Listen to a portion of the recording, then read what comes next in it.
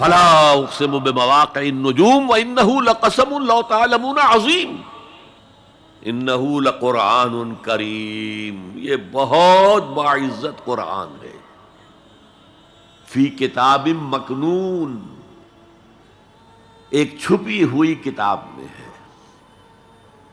لا یمسہ الا المطہرون، اسے چھو ہی نہیں سکتے مگر انتہائی پاک ہستیاں۔ اس کے کیا معنی ہے؟ پہلی بات تو ہمیں معلوم ہو گئی، مراد فرشتے ہیں، بے ایدی سفرۃ کرام بررہ، اسی کی شرح ہو رہی ہے نا۔ اسی سے ایک فقہی مسئلہ نکالا گیا کہ بغیر وضو کے ہاتھ نہ لگاؤ، لیکن اس کا اصل مفہوم کیا ہے وہ سمجھیے۔ قرآن کی روح تک کوئی نہیں پہنچ سکتا جب تک کہ تزکیہ نفس نہ ہو گیا۔ اگر حب مال، حب دنیا، حب جاہ، حب شہرت، اگر یہ تمام محبت نے دل سے نکل نہ جائیں تو قرآن کی روح تک آپ کی اپروچ نہیں ہوگی۔ مولانا روم نے کہا ہے، اگرچہ ذرا میں سمجھتا ہوں کہ انہوں نے بہت سخت الفاظ استعمال کیے ہیں، ماز قرآن مغزہا برداشتے استخاں پیش سگا انداختے، ہم نے قرآن سے اس کا مغز لے لیا ہے، جو ایسنس ہے وہ کھینچ لیا ہے، ہڈی کا گودا جو ہے وہ ہم نے نکال لیا ہے، ہڈیاں ہم نے پھینک دی ہیں کتوں کے سامنے جو لڑ رہے ہیں۔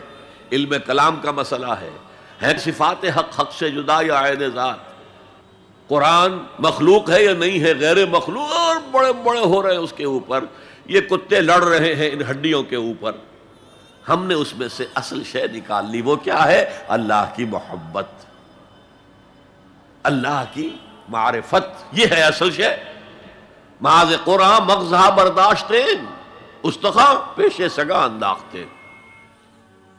تو جب تک انسان کا باطن پاک نہ ہو جائے وہ قرآن کے چھلکوں سے کھیلتا رہے گا، چاہے وہ کہنے کو مفسر ہو،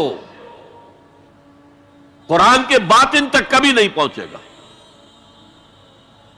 فی کتاب مکنون لا یمسہ الا المطہرون تنزیل من رب العالمین، یہ تھوڑا تھوڑا کر کے اتارا گیا ہے رب العالمین کی طرف سے۔ انزال کے معنی ہے دفعتاً اتار دینا۔ لیلۃ القدر میں آیا انا انزلناہ فی لیلۃ القدر، رمضان کے بارے میں شہر رمضان الذی انزل فیہ القرآن، باب افعال، لیکن حضور پر ایک دم نہیں اترا، تھوڑا تھوڑا تھوڑا تھوڑا 23 برس میں جا کر اس کی تکمیل ہوئی۔ اب دیکھیے جو شکوہ کیا اللہ نے، کیا اس جیسی نعمت سے تم مداہنت کر رہے ہو، بے اعتنائی کر رہے ہو، اسے پڑھتے نہیں ہو، اسے سمجھتے نہیں ہو، اس پر عمل نہیں کرتے، اسے اپنا امام نہیں بناتے؟ تمہارا طرز عمل یہ ہے، بلکہ تم نے اپنا نصیب یہ بنا لیا ہے کہ تم اسے جھٹلا رہے ہو۔ غور کیجئے، جھٹلانا جو ہے دو طرح کا ہے، ایک ہے زبان سے کہنا کہ یہ نہیں ہے، کوئی اللہ کا کلام نہیں ہے، یہ قرآن وغیرہ جھوٹ سب اساطیر الاولین ہیں، یہ محمد نے گھڑ لیا ہے وغیرہ وغیرہ، جھٹلانا ہو گیا۔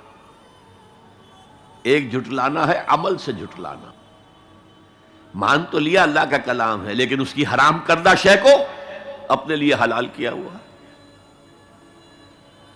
حدیث نبوی ہے ما آمن بالقرآن من استحل محارمہ، اس شخص کا قرآن پر کوئی ایمان نہیں ہے جو اس کی حرام کردہ چیز کو اپنے لیے حلال ٹھہرا لے۔ اس اعتبار سے غور کیجئے، اور اس کی مثال بھی دی ہوئی ہے سورہ جمعہ میں،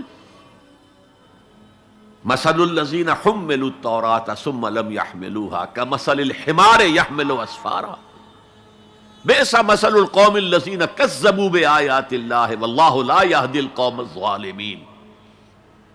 مثال ان لوگوں کی جو حامل تورات بنائے گئے تھے اور پھر انہوں نے اس کی ذمہ داری کو ادا نہیں کیا، اسے قائم نہیں کیا، اس کے احکام پر عمل نہیں کیا۔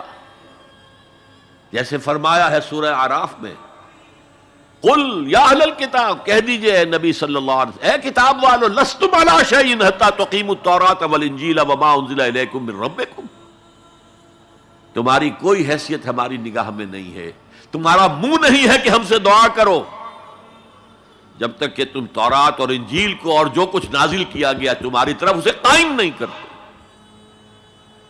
آج اللہ ہماری دعائیں نہیں سنتا، 30 لاکھ جا کر حج کرتے ہیں، دنیا کے حالات میں کوئی ذرہ برابر فرق آتا ہے؟ اول تو حرام کی کمائی سے حج ہو رہا ہے، تو حج ہے ہی نہیں سرے سے،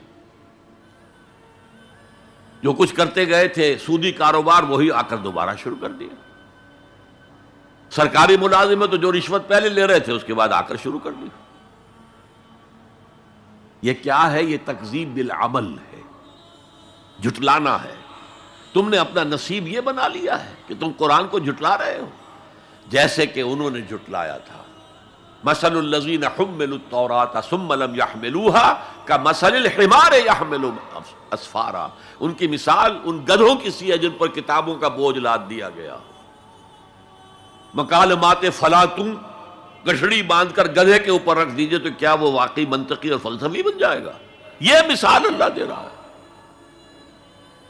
اور یہ مثال کیوں دی گئی ہے؟ اس آئینے میں ہمیں ہماری تصویر دکھائی گئی ہے۔ تم اگر قرآن کا حق ادا نہیں کر رہے تو تمہاری مثال وہی ہے جو یہود کی تھی۔ بئس مثل القوم الذین کذبوا بآیات اللہ، بری مثال ہے اس قوم کی جس نے اللہ کی آیات کو جھٹلایا۔ تو زبان سے تو یہودیوں نے کبھی نہیں جھٹلایا تورات کو، عمل سے جھٹلایا ہے۔ هي الحلقات تحفظني بآيات من القرآن، هي الحلقات تملأني بحب المصطفى العدنان.